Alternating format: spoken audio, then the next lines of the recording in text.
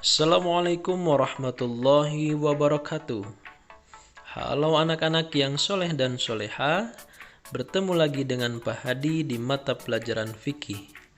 Yang mana di kesempatan kali ini Pak Hadi akan melanjutkan materi yang kemarin, yaitu tentang macam-macam najis.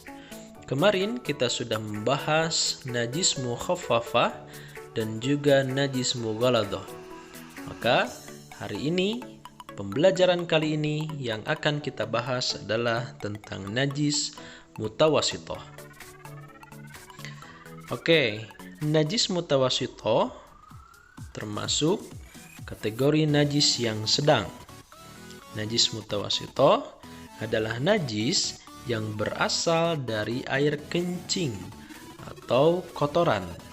Tapi selain yang termasuk ke dalam najis mukhaffafah dan najis mughaladah kemarin.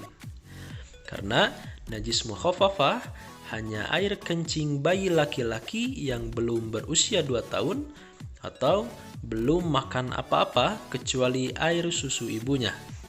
Dan najis mughaladah adalah hal-hal atau kotoran yang berkaitan dengan anjing dan juga babi. Maka najis mutawasitoh adalah pertengahan dari mukhaffafah dan juga mughaladah, yang mana tadi disebutkan berasal dari air kencing atau kotoran. Maka sisa dari bayi laki-laki dan juga anjing dan babi, kotoran manusia, kotoran binatang, bangkai, dan sebagainya, itulah yang termasuk kategori najis mutawasitoh. Najis mutawasitoh terbagi menjadi 2 bagian. Ada yang disebut dengan najis hukmiyah, ada juga yang termasuk atau disebut dengan najis ainiyah. Ingat-ingat istilahnya, najis hukmiyah dan juga najis ainiyah. Najis hukmiyah adalah najis yang sudah tidak ada bentuk, warna, aroma, dan rasanya. Maka disebut dengan najis hukmiyah, karena meskipun tanpa ada bentuk dan sifat-sifat najis, tempat yang terkena najis tetap hukumnya najis.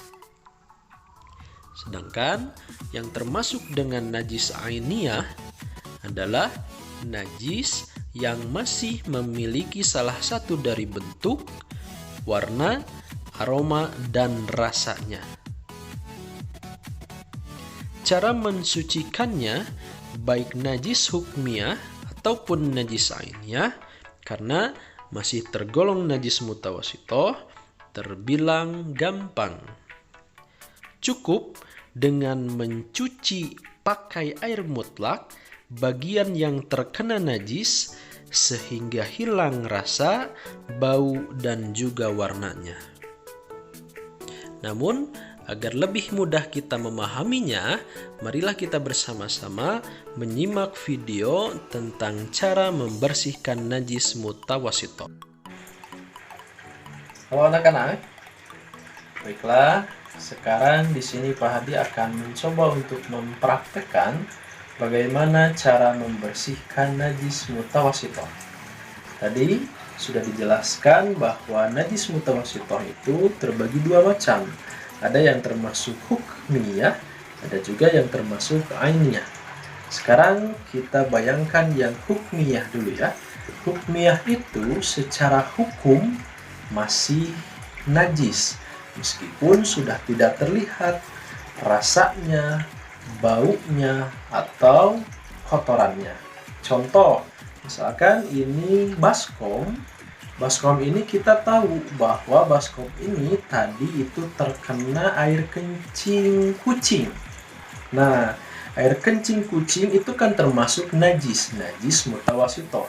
Tapi ketika air kencing itu sudah kering, maka akan hilang airnya, baunya juga sudah tidak ada, rasanya juga sudah tidak ada. Contoh, tapi kita tahu bahwa baskom ini terkena air kencing kucing.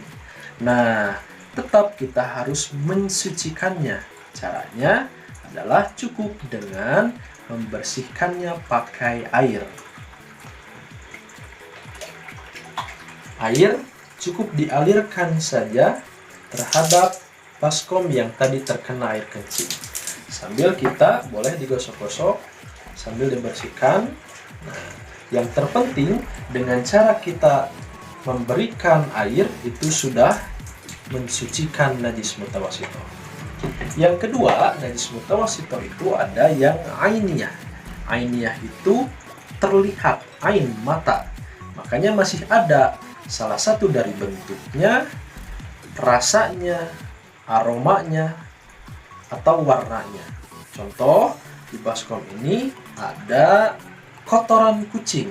Nah, kalau kotoran kucing kan meskipun kotorannya sudah kering, itu pasti akan masih terlihat jelas ada kotorannya. Maka itu disebut dengan ainiyah, masih terlihat. Kotoran kucing itu termasuk mutawasito. Nah, caranya kita bersihkan dulu kotorannya. Boleh kita lap atau kita buang dengan apapun, yang penting kotorannya itu sampai tidak ada. Setelah dibuang, barulah kita dengan cara yang seperti tadi mengalirkan air terhadap najis yang terkena kotoran kucing. Nah, dengan cara kita mengalirkan air itu sudah mensucikan najis mutawasito. Oke, terima kasih. Semoga bisa difahami ya. Nah, itulah dia anak-anak, pembelajaran kali ini tentang najis mutawasito dan juga cara membersihkannya. Semoga kita lebih berhati-hati, dan apabila kita terkena najis, kita sudah bisa cara untuk mensucikannya. Terima kasih atas semua perhatian. Mohon maaf atas segala kekurangannya. Assalamualaikum warahmatullahi wabarakatuh.